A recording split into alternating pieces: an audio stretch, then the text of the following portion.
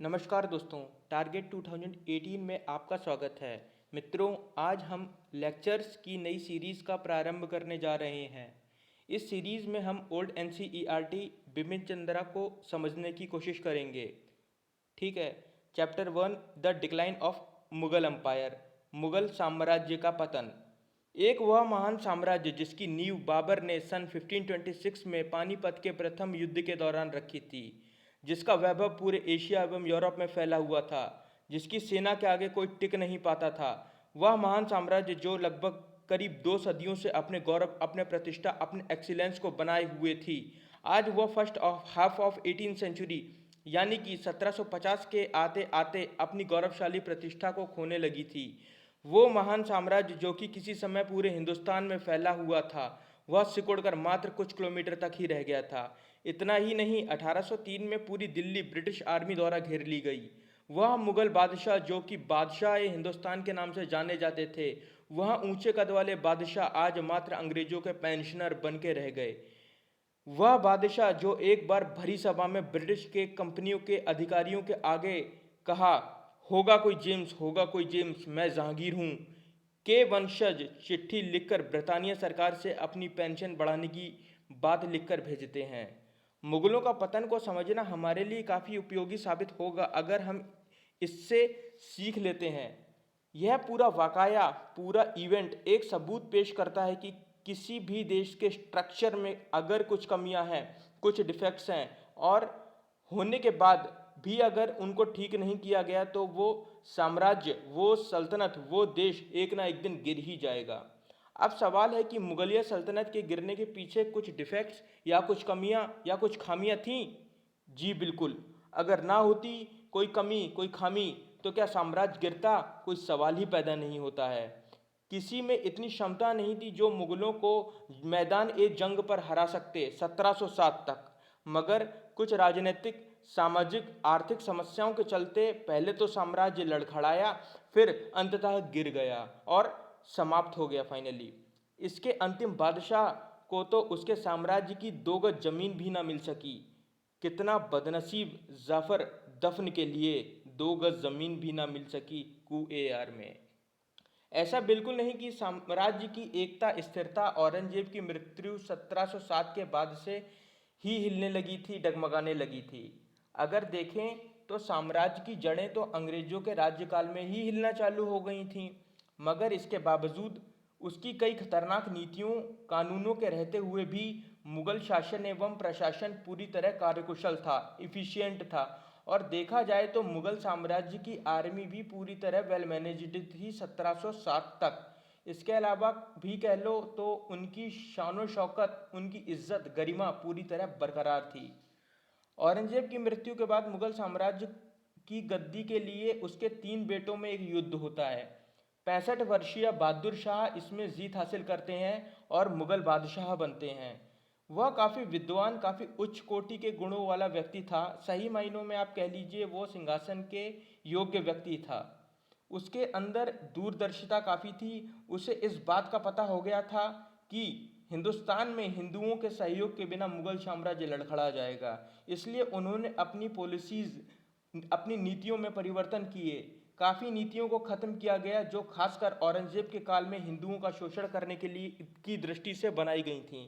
उनका बर्ताव हिंदू राजाओं, हिंदू मुखियाओं, सामंतों के प्रति काफ़ी नर्म, काफ़ी उदार था। उनके साम्राज्य में एक भी मंदिर को क्षति नहीं पहुंचाई गई थी। हालांकि एक काफ़ी महत्वपूर्ण फैक्ट यह था कि औरंगजेब की हिंदू विरोधी नीतियों के कारण हिंदू राजाओं, मुखियाओं, पदाधिकारियों में काफ़ी विरोध उभरा था। वे लोग मुगल साम्राज्य से काफ़ी नाराज़ थे और यह बहुत ज़रूरी था बहादुर शाह के लिए कि बहादुर शाह के लिए, मुगलिया साम्राज्य के लिए, कि डिप्लोमेटिकली आसपास के राजाओं से, सामंतों से, मुखियाओं से संबंध अच्छे किए जाएं, मजबूत किए जाएं। और इसके लिए हम देखेंगे कि 1707 के बाद से मुगलों ने इस बात पर काफ़ी जोर दिया कि किस प्रकार से आसपास के रियासतों से, राज्यों से, सूबों से, जागीरों से संबंध मजबूत किए जाएं।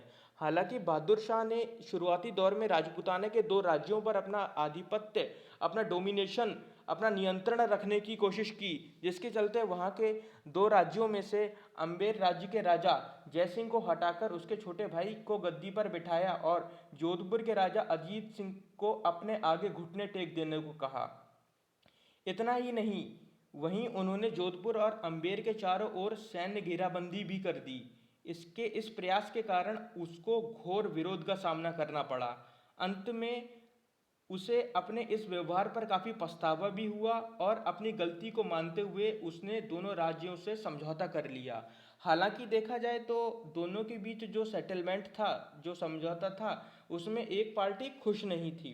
हालांकि सेटलमेंट के तहत उन राजाओं को राज्य तो वापस दे दिए गए थे, मगर उनकी कुछ मांगी थी, जैसे मनसबदारी में उनको काफ़ी ऊंची रैंक की मांग थी। दूसरा उनकी मांग थी कि दोनों राजाओं की मतलब मांग थी कि एक को गुजरात का और एक को मालवा सूबे का गवर्नर बनाया जाए, और इन दोनों मांगों को बहादुर शाह जफर ने नकार दिया। दूसरी तरफ उसकी नीतियां अगर हम मराठाओं के प्रति देखें तो वह हालांकि औरंगजेब के मुकाबले तो काफ़ी बेहतर थी, मगर मराठा सरदारों के की समस्याओं का निपटारा उसने आधे अधूरे दिल से किया था। सच बात तो ये थी, उसने जो उसमें जो मराठाओं की समस्या थी, जो असली समस्या थी, उसे पूरी तरह से नहीं सुलझाया गया था। पहला चीज़ देखें तो उसने मराठा सरदारों को दक्खन में सारदेशमुखी का अधिकार तो दे दिया, मगर चौथ का अधिकार प्रदान करने में काफ़ी असमर्थता जताई, काफ़ी आनाकानी की। सबसे पहले सारदेशमुखी और चौथ क्या है? सारदेशमुखी और चौथ टैक्स के प्रकार हैं जिसको मराठा साम्राज्य के प्रशासन के द्वारा छोटी जागीरों से वसूला जाता था। चौथ संस्कृत भाषा का शब्द है जिसका मतलब होता है 1/4, एक चौथाई। यह एक प्रकार का टैक्स था जिसे कि मराठा साम्राज्य के द्वारा लगाया जाता था। यह टोटल रिवेन्यू पर 25% लगाया जाता था। यह कर मराठा साम्राज्य के आसपास की छोटी रियासतों जो मौजूद थीं उन पर लगाया जाता था, ताकि उन रियासतों की रक्षा मराठा कर सकें। और उस चौथ पर अगर हम 10% टैक्स और लगाएं तो वो सारदेशमुखी कहलाई जाएगी। दूसरी तरफ देखें तो उन्होंने साहू जी को मराठाओं का राजा मानने से इनकार कर दिया, जिसकी वजह से साहू जी और ताराबाई के बीच मराठा राज्य के उत्तराधिकार के लिए दोनों के बीच एक संघर्ष शुरू हो जाता है। इसका रिजल्ट यह रहता है, इसका नतीजा यह रहता है कि साहू जी और मराठा सरदार पूरी तरह असंतुष्ट रहते हैं और पूरे दक्खन में इस पॉलिटिकल कॉन्फ्लिक्ट के कारण तनाव और अव्यवस्था फैल जाती है।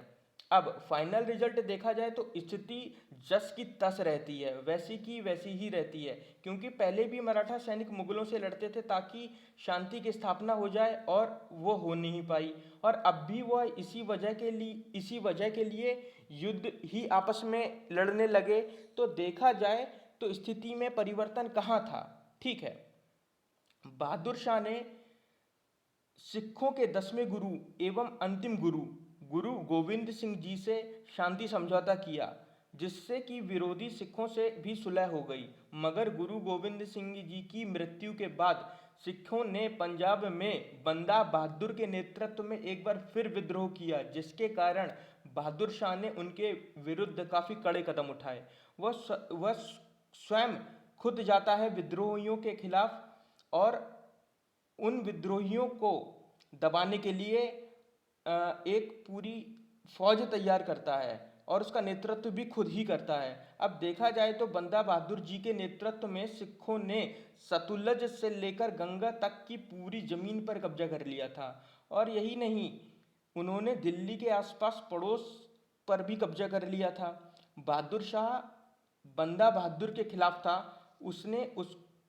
उसने बहादुर शाह ने उसके एक किला जो था, जो युद्ध के लिहाज से देखा जाए तो काफ़ी स्ट्रेटेजिक लोकेशन पे था, उस किले को गुरु गोविंद सिंह जी ने बनवाया था। वह किला था लोहगढ़ का किला। बहादुर शाह ने इस किले को घेरने में जीत हासिल करी। अगर स्ट्रेटेजिक पॉइंट ऑफ व्यू से देखें तो लोहगढ़ का किला काफ़ी इंपॉर्टेंट था। यह किला नॉर्थ ईस्ट ऑफ अम्बाला में सिचुएटेड था। इसके अलावा कई सिखों के सैन्य ठिकानों एवं उनके कुछ स्ट्रेटेजिक किलों पर बहादुर शाह का कब्जा हो गया।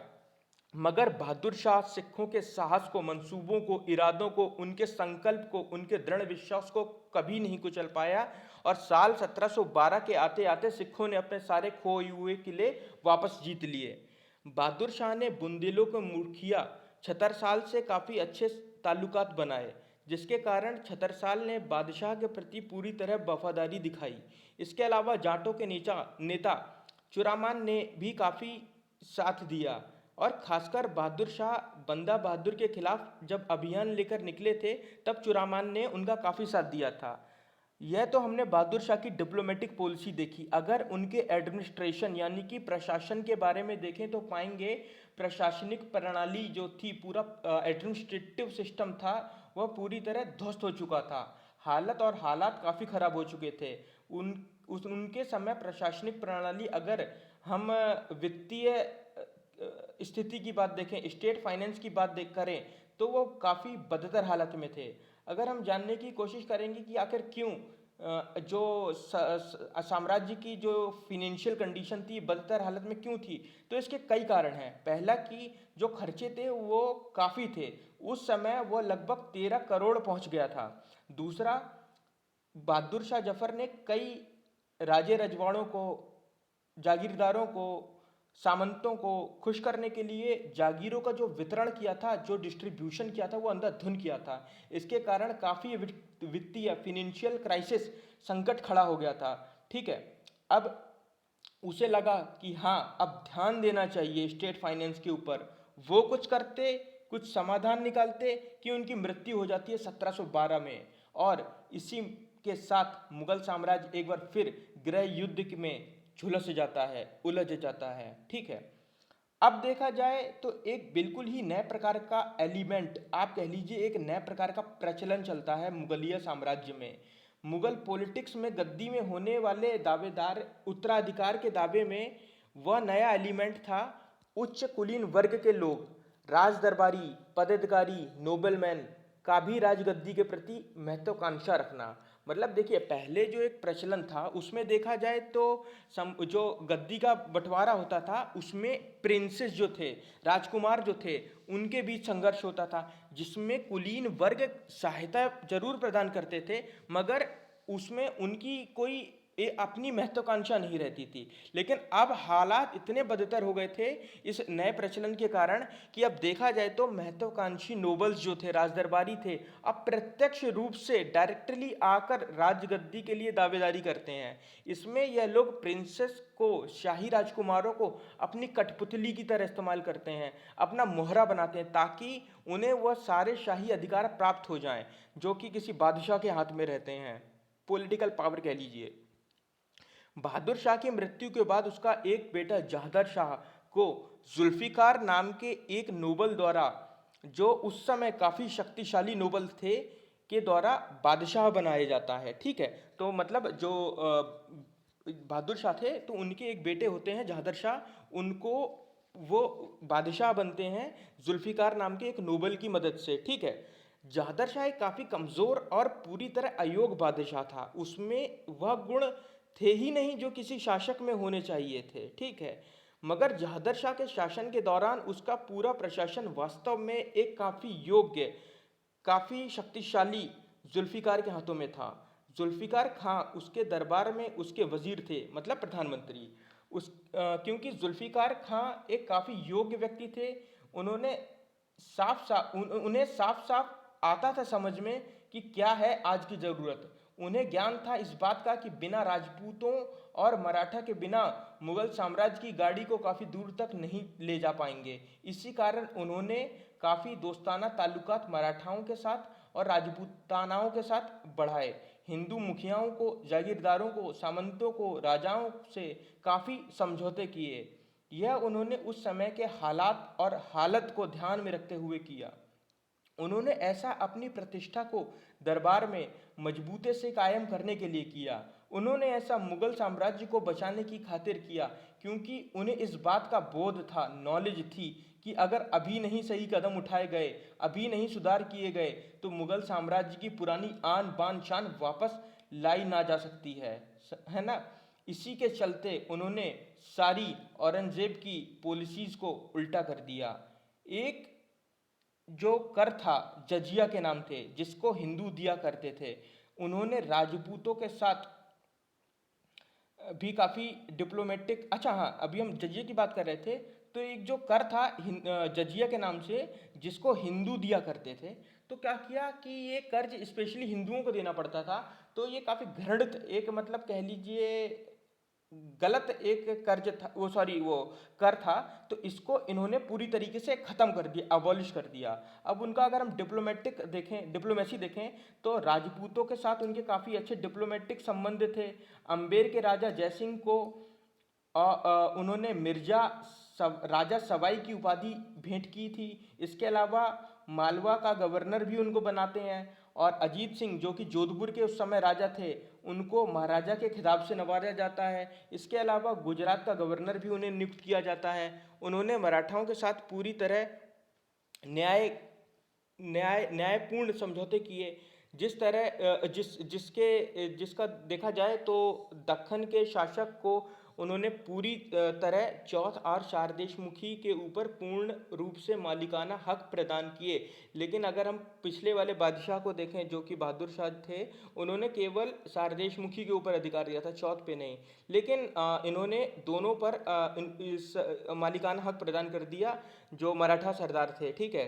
किन्होंने जुल्फिकार खान ने, जो कि के प्रधानमंत्री थे, वजीर थे किसके, जो ये मुगल बादशाह थे जादर शाह, ठीक है।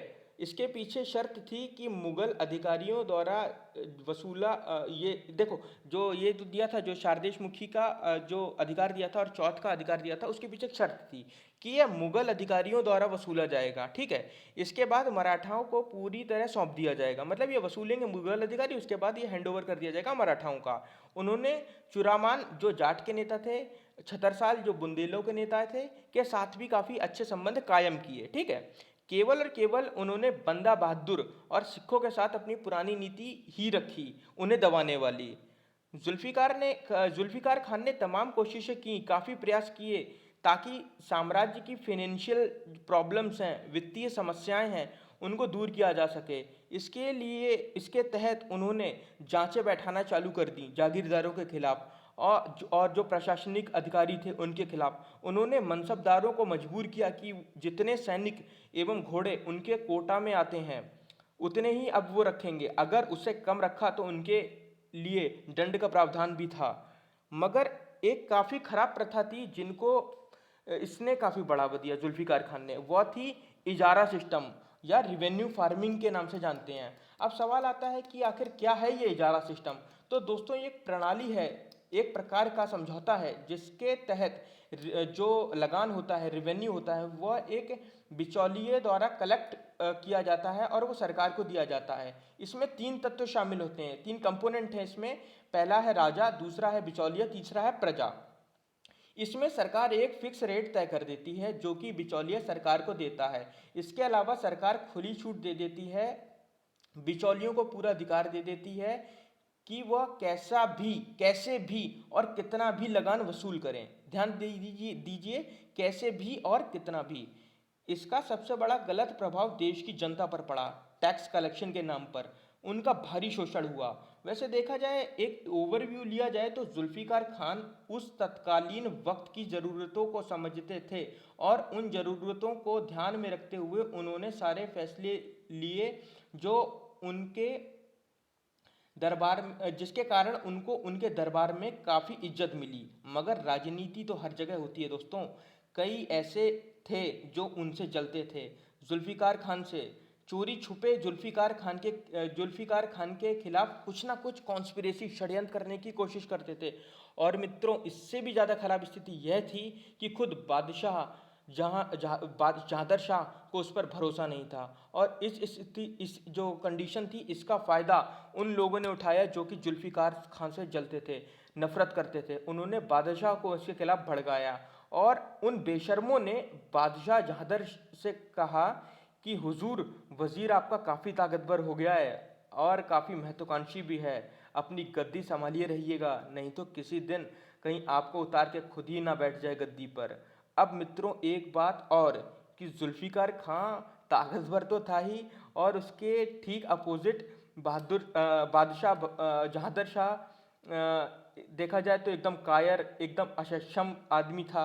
अब वो बेचारा करे भी तो करे क्या, तो उसमें इतनी हिम्मत तो थी नहीं कि वो उसे रोक पाए अपने वजीर को, ना ही उसमें हिम्मत थी कि उसे डिसमिस कर दे सर्विस से। वो अभी बेचारा जुल्फ़िकार खान के पीछे पीठ पीछे साजिशें करता। मुग़ल साम्राज्य की अगर तकदीर देखें तो इससे ख़राब कुछ और हो ही नहीं सकता था।